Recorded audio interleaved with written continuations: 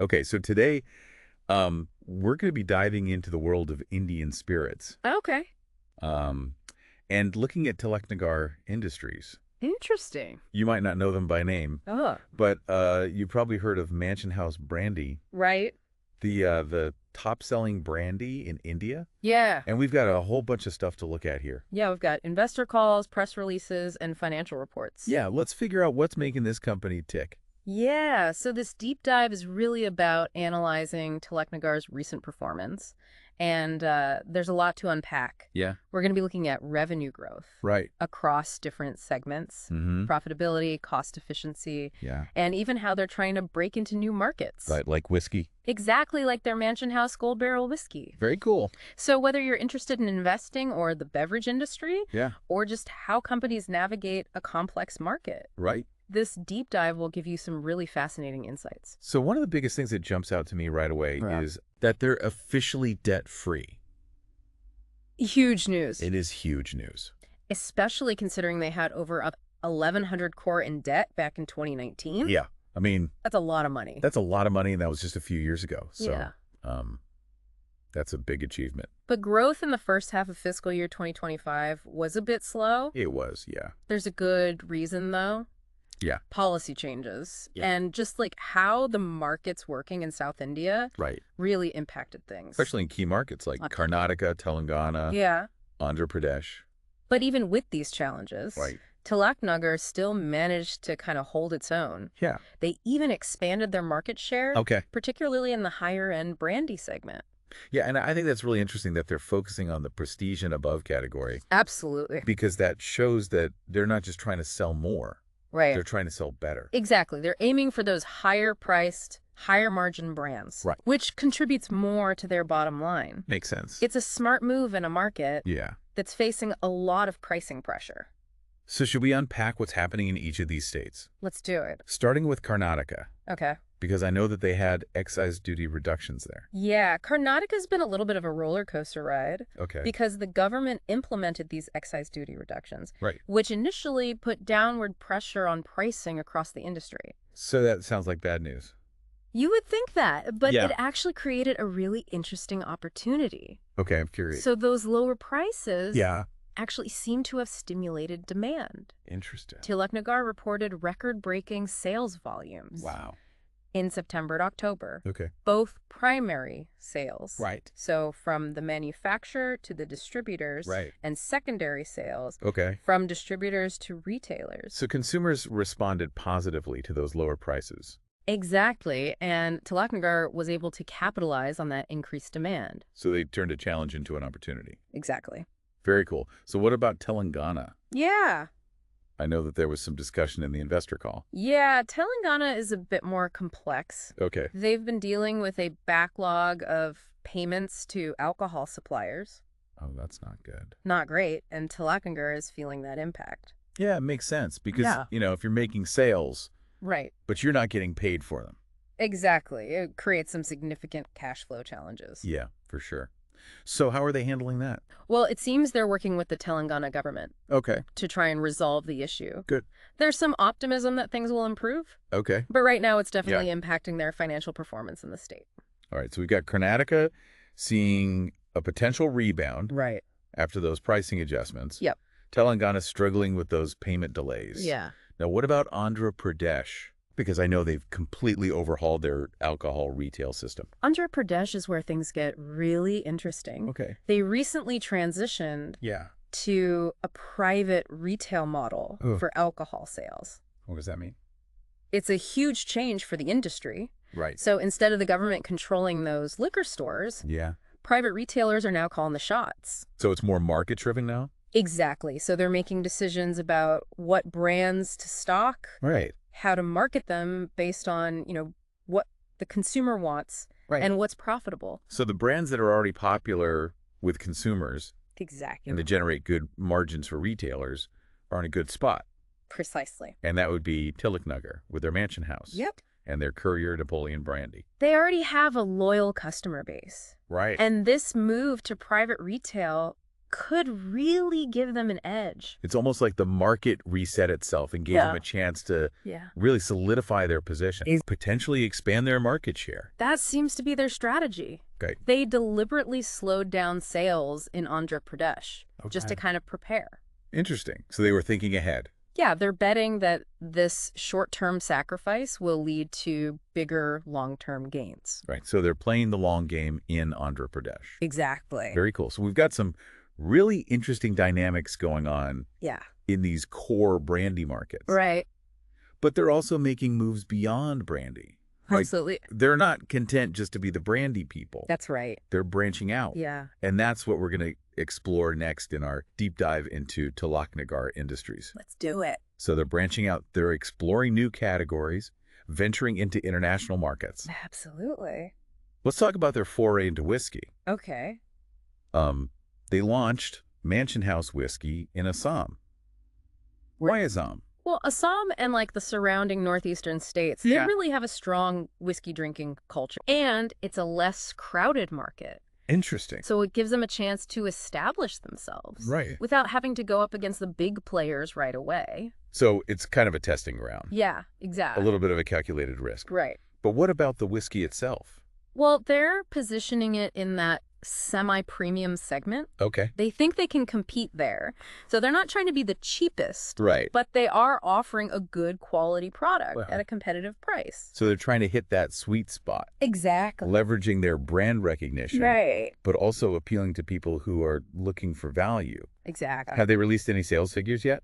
Not really. They've been pretty quiet about specific numbers. Yeah, that makes sense. It's still early. Yeah. They probably want to gather more data, see how the market responds before they make any big announcements. It's a long game. Right. Let's switch gears a little bit and talk about their other ventures. I know they've invested in Spaceman Spirits Lab, the makers of Sam Sargent and Sitara Rum. Yep. What's the thinking there? So this investment is interesting because it's not just about adding brands. It's about expanding their reach. Okay.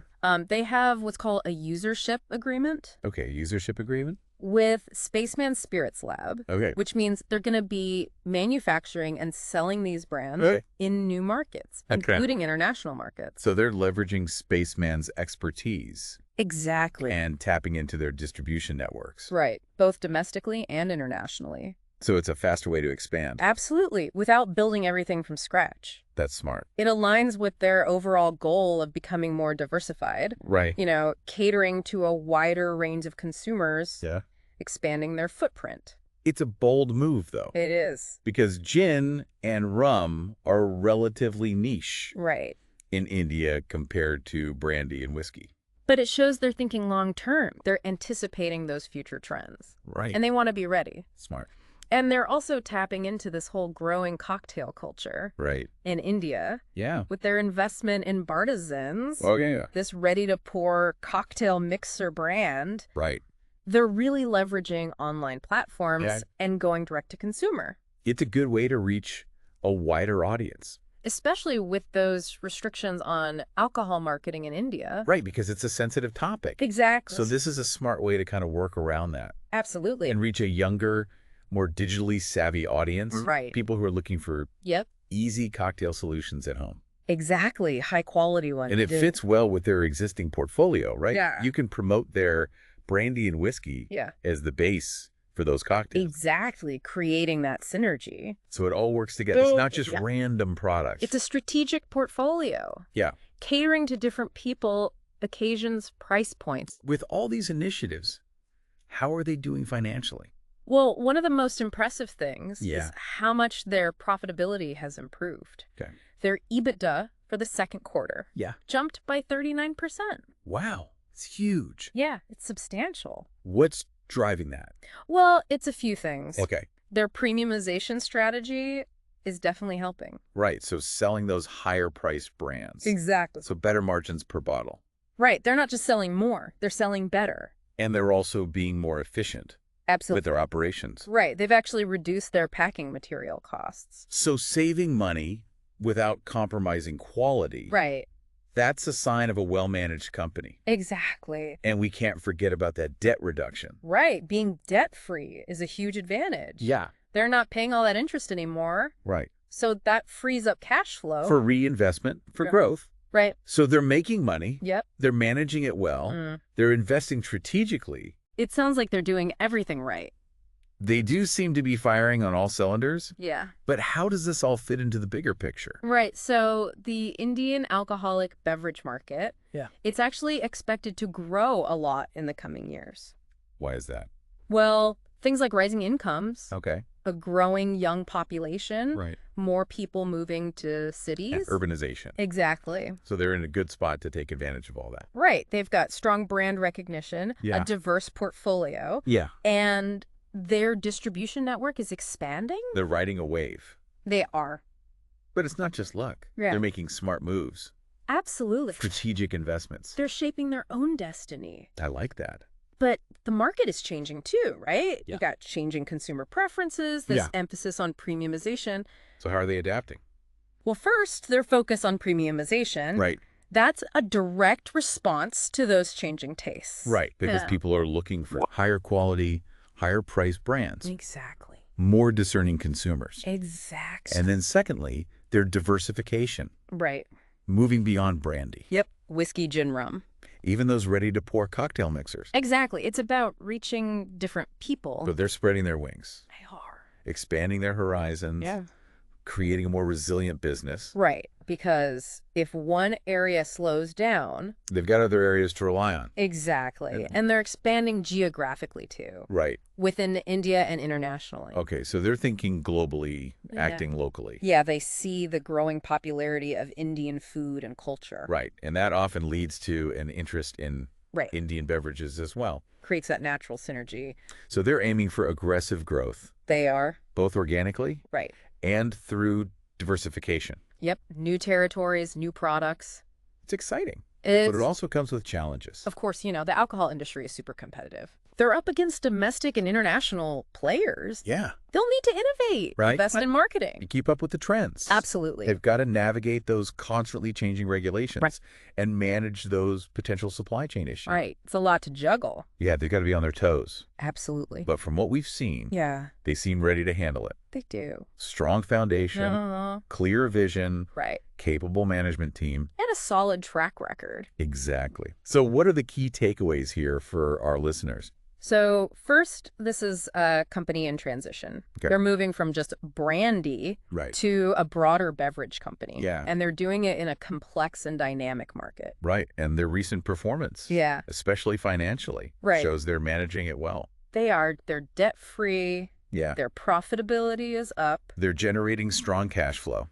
Exactly. All the right signs. They're also making smart strategic moves. Absolutely. Expanding their product line, right. Venturing into new markets, building those partnerships to really accelerate their growth. It's smart. And they're doing all of this while being socially responsible, operating sustainably. They're thinking about the bigger picture. But we got to remember, there are challenges ahead. Yeah, for sure. The alcohol market is tough. Right. And to succeed, they're going to have to keep innovating. Right. Adapt. Keep understanding those consumer trends. But from what we've seen, they have the experience, the resources, the determination to overcome those challenges. Oh, I think so. So Tilaknagar Industries, a company worth watching. Absolutely. They're at a really interesting point. They are. And their journey so far. Yeah. A great example of strategic transformation. Right. Financial discipline. And how to navigate a fast-changing industry. It's fascinating. It really is. So we've talked a lot about the numbers, but let's talk about the people. The management team. Right. The people behind the numbers. Yeah, because they're crucial to any company's success. Absolutely. And it seems like Tilaknagar has a really solid leadership team. They do. Their chairman and managing director, Amit Dahanekar. Yeah. He's been with the company a long time. He's seen it all. He's seen the ups and downs, the challenges. Right. That kind of experience is so valuable. He understands the industry. Yeah. The company's history. And from the investor call, it seems like. Yeah. He has a clear vision for the future. He does. And he's built a great team around him. He has. A good mix of veterans and fresh faces. Right. It's a smart approach. Yeah. You get that wisdom of experience. Yeah. But also that energy and innovation of new talent. Exactly. It creates a dynamic environment. Yeah. Where they can learn from each other. Absolutely. Challenge each other. I really sensed a passion from them during that investor call. Yeah. I noticed that too. They really believe in the company. And they're excited about the future. That kind of enthusiasm can be infectious. It inspires confidence. Right, and employs investors, everybody. So let's circle back to their specific plans. Okay. We talked about those ambitious growth targets. Right, 12% to 15% volume growth. Yeah. EBITDA margins around 16%. Those are big goals. They are. So how are they going to do it? Well, first, continued premiumization. Okay. They see a lot of potential in those higher-priced segments. So they're going to keep moving upscale. Exactly, offering those premium brands. Yeah, targeting those consumers who are willing to spend more. It's worked well for them so far. It has. And they're not abandoning diversification either. Okay, so still investing in those new categories. Right. Whiskey, gin, ready-to-pour cocktails. Expanding their portfolio. Right. Reaching a wider audience. Not putting all their eggs in one basket. Exactly. So they're diversifying. Yeah. But also going deeper into those premium segments. It's a multi-pronged approach. It is. Trying to capture different parts of the market. And they're not limiting themselves geographically either. Right. Still looking to expand both in India and internationally. So thinking globally, acting locally. Exactly. And, Indian cuisine is becoming more popular globally. Absolutely. So it makes sense that there'd be a growing interest in Indian drinks. It's that natural synergy. Yeah, I like that. So aggressive growth, both organically and through diversification. Exciting times. But there are challenges. Of course. It's a competitive industry. They've got to deal with those domestic and international rivals. Right. Navigate the regulations, potential supply chain problems. It's a lot. They've got to stay ahead of the trends. Absolutely. Constantly innovate. Adapt their marketing. It's a constant evolution. It is. But it seems like they're up for the challenge. I think so. Strong foundation. Yep. Clear vision. Capable management team. And they execute well. So to wrap up, what are the key things our listeners should take away? So Tilaknagar is changing. Yeah. Moving from just brandy to a wider range of beverages. Making big investments. Right. Expanding geographically. Building a portfolio for a wider audience. And they're doing well financially. Absolutely. Debt-free. Profitable. Strong cash flow. They have the resources to grow. And their management team. Yeah. Are strong leaders. They have a vision. They're committed to sustainability. Right. To being a responsible business. It's important. But there are challenges ahead. There always are. The alcohol market is tough. Right. They've got to keep innovating, understanding the consumer. But all in all, Tilaknagar Industries. It's a company to watch. It is.